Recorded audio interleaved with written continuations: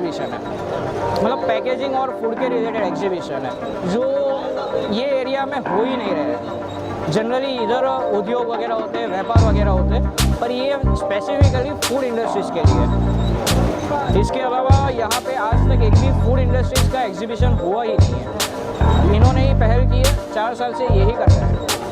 રાજ wafers અત્યારે wafers અને ફરાળી ચેવડો બનાવે છે। વેફર્સમાં જેમ કે ફ્લેવર છે masala, tomato, panipuri, cream and onion અને ચીઝ ગાર્લિક અત્યારે નવું લોન્ચ કરવા જઈ રહ્યા છે। હા, બહુ સારો એક્સપિરિયન્સ રહ્યો। B2B કોન્ટેક્ટ ઘણા થયા અને સ્ત્રોતમાં અવેરનેસની જરૂર હતી, તે અવેરનેસ આવી અત્યારે, અને આવા એક્ઝિબિશન થવા જોઈએ ફ્રિકવન્ટલી। હું બેઝિકલી ફૂડનો પત્રકાર છું, પોતે ફૂડ સમાચાર રાજકોટથી પ્રસિદ્ધ થાય છે। સાઉથ ગુજરાતનો ડાયરેક્ટર ઇન્ચાર્જ છું અને મારી પોતાની કંપની રેક્સ પ્લેયર કોમ્યુનિકેશન, જે ગુજરાતમાં તમામ જિલ્લા, તાલુકા અને ગામડા લેવલ સુધી food manufacturing, food product, food packaging ઇન્ડસ્ટ્રીના મેન્યુફેક્ચર્સને ગામડા લેવલ સુધી પહોંચાડે અને માર્કેટિંગ કરી આપતી મારી કંપની છે।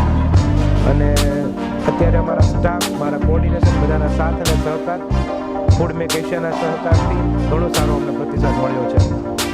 બહુ સારો રિસ્પોન્સ મળ્યો। ડીલર અને ડિસ્ટ્રીબ્યુશને ઘણા બધા અહીંયા આવ્યા હતા, એને પણ સુરતમાં બધી રીતે ડિસ્ટ્રીબ્યુશન માટે વાત કરી છે અને લોકલ પણ આપણું સેલિંગ પણ સારું પણ થયું છે અને પબ્લિકનું પણ સારું મંતવ્ય છે બધી રીતે।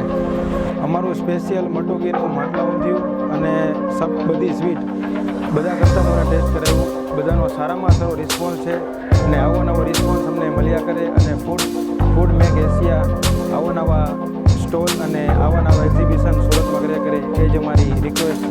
ફૂડ મેક એશિયા એક એવી વસ્તુ છે જે કોઈ બી નવી બ્રાન્ડ માર્કેટમાં લાવવા માંગતો હોય, એ બ્રાન્ડ ફૂડ મેક એશિયામાં આવશે, કસ્ટમર થ્રુ એનું રિલેટિવ થાય, કસ્ટમર એ વસ્તુ ટેસ્ટ કરશે, એનું પબ્લિસિટી થાય। ફૂડ મેક એશિયા એક એવી વસ્તુ છે બ્રાન્ડને પબ્લિસિટી કરવા માટે, અને વર્ષમાં એકવાર આ વસ્તુ ઇવેન્ટ થતી રહેવી જોઈએ।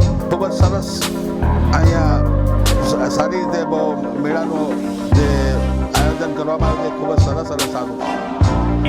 ગોલ્ડના જે વિઝિટરો આવ્યા તો મારી સાથે એમને એક મિટિંગ કરાવી મિસ્ટર સાહુલ NK ગ્રુપ, અને એ NK ગ્રુપ ગલ્ફનું લીડ કરતું ડિસ્ટ્રીબ્યુટરશીપ જે એની પાસે હતી, એશિયાની 40 કંપનીઓની ડિસ્ટ્રીબ્યુટરશીપ છે, એમને અમારી સાથે આખા ગલ્ફ માટે ટાઈપ કર્યું છે।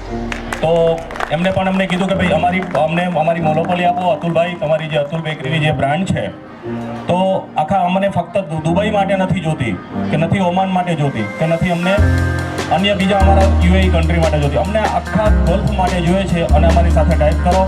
અને એ ટાઈપ કરવામાં મહત્વનો ફાળો છે તો ફૂડ ટેક એશિયા અને ભાઈ શ્રી પિયુષભાઈ, તો ખૂબ ખૂબ ધન્યવાદ પિયુષભાઈ। આવું નવું તમે કરતા રહો ને અમે આવો ઉત્સાહથી તમારી સાથે જોડાતા રહીએ।